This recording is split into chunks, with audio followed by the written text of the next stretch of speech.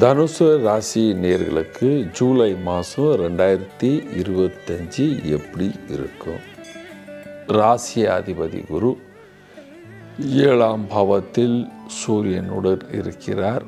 பேர், புகழ், பண வசதி, வியாபாரத்தில் நல்ல லாபம், இம்போர்ட் எக்ஸ்போர்ட்டில் நல்ல லாபம், நாட்டில் செய்கிற எல்லா வியாபாரத்தில் நல்ல லாபத்தை பார்க்குறீர்கள்.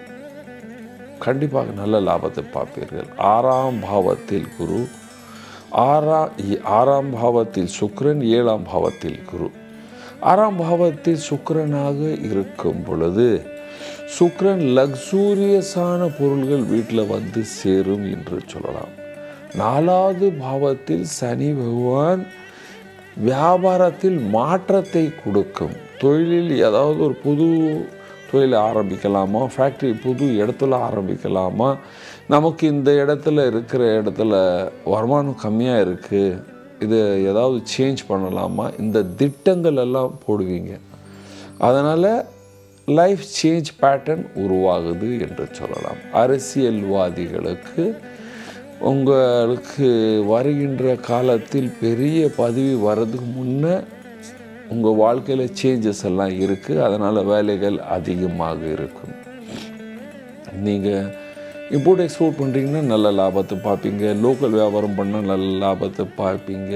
வேலைக்கு போகும் ஆண் பெண் எல்லோருக்கும் கடுமையான காலம் என்று சொல்லுவேன்.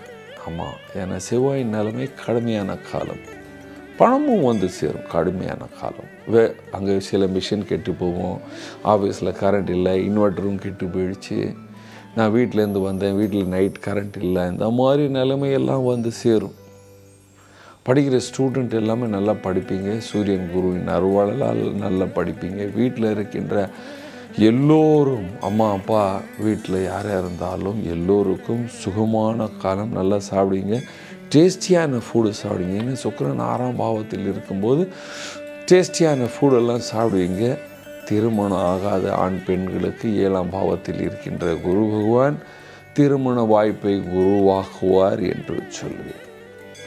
நீங்கள் விவசாயியாக இருக்கிறீர்கள், விவசாயத்தில் நல்ல லாபத்தை பார்க்கலாம். ஏனென்றால் சூரியன் குரு சேரும் பொழுது நல்ல லாபத்தை பார்க்கலாம். ஆரோக்கிய பட்சத்தில் நீங்கள் கவனிக்க வேண்டிய விஷயம், ரொம்ப வறுத்தல் பொருள் சாப்பிட்டால் ரத்தம் கொரியும்.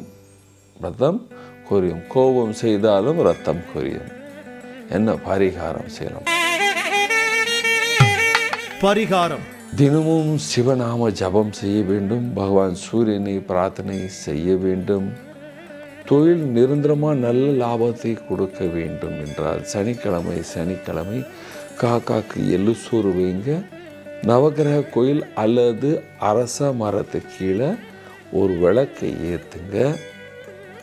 நல்ல எண்ணெய் விளக்கு ஏற்றலாம், கடுகு எண்ணெய் விளக்கை ஏற்றலாம். ஏற்றிட்டு ஒரு சுற்றி வந்து சாந்தமாக பகவானை பிரார்த்தனை செய்து வீட்டில் வந்தால் சந்தோஷமாக சுகமாக வாழ்வீர்கள். நன்றி, வணக்கம். இது போன்ற ஆன்மீக வீடியோக்களை தொடர்ந்து பார்க்க கடவுள் டிவி யூடியூப் சேனலை சப்ஸ்கிரைப் பண்ணுங்க.